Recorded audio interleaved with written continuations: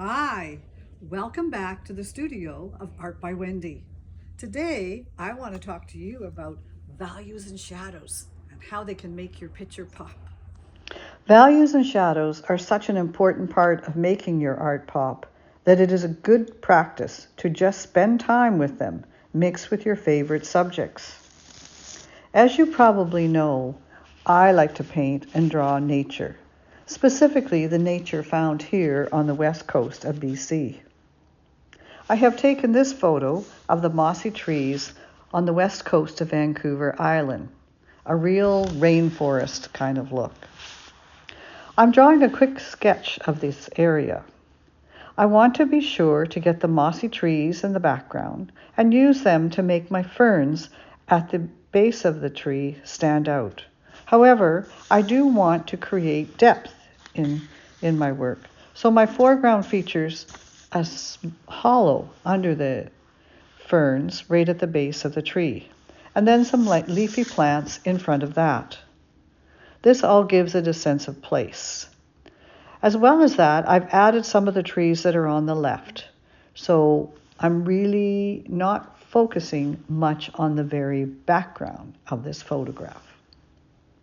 I spent a bit more time picking up some of the details and really getting it ready to paint. I don't want to include a lot of details as I'm looking for a looser sketch that again, can focus on values and shadows and not be distracted by too much detail. In order to really zoom in on the values, I'm using only one color. I'm going to use light, medium, dark Viridian. It is a cool green and it's new to my palette. I'm wanting to experiment with it and get to know it better. So far, I'm having some very good vibes and I'm really enjoying it. You can choose any color you want to work with, but try and keep it to just one color so that you can really evaluate what is happening with the shadows and the values without being distracted by all the different colors. I've worked in purple, I've worked in blues, and I've also worked, of course, in black and grays, since that seems to be my favorite thing. But try any color and see what you can come up with. As you can see, I'm starting with a mid value on the main areas of my drawing. I can go back later with a second layer to add the darks.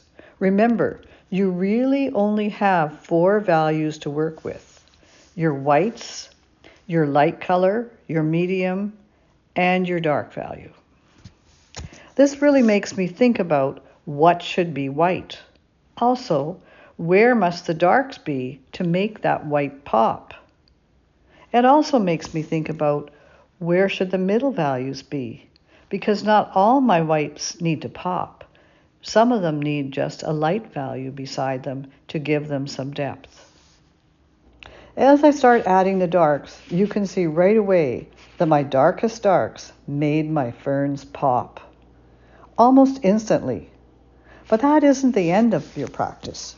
You need more than that one dash of dark. There is no balance to this composition right now. More darks need to be placed. As I move around the painting with my darks, note what happens to the total composition. It begins to spread out and fill the page. Your eye begins to find several interesting things to study, but the ferns still remain as the focus. Why? Because they are the strongest contrast, white against dark. The other darks are besides mid-values, and so not the same contrast, but still very interesting eye candy. You can see too, I started to move into the background and put a mid-tone there, as well as in the foreground. All of that creates depth to my painting, and it also grounds it to the page. You will find that time spent studying values and shadows is always good time well spent. Have fun with your art and see you next time. Wendy teaches outdoor sketching classes in the summer, and she teaches in her studio and online throughout the year. Wendy produces original work in pencil and in watercolor. She completes commission work, particularly pet portraits, and produces cards and prints from some of her work.